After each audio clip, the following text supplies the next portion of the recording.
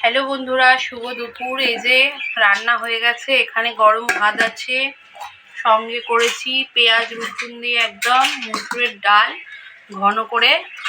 এখানে তো লেবু দেখতেই পাচ্ছ আছে, আলু মাখা, এই যে রসুন পেঁয়াজ আর শুকনো লঙ্কা দিয়ে তেল দিয়ে মেখেছি। এখানে আছে কাঁকরোল ভাজা, আর এটা হচ্ছে কাতলা মাছের ডিম দিয়ে ধনেপাতা পেঁয়াজ কাঁচা লঙ্কা দিয়ে এটা বড়া। আর এই যে একটা ফুল ফুটেছিল আজকে, কুমড়ো ফুল, সেইটা ভাজা। আর এখানে আছে এই যে মাছের ঝাল, এটা রুই মাছের ঝাল আছে। আর এইটা আছে সেই কালকেরই চচ্চড়িটা রয়ে গেছে, বেঁচে গেছে, ওইটাই আছে। চলো ভাত বেড়ে নিই।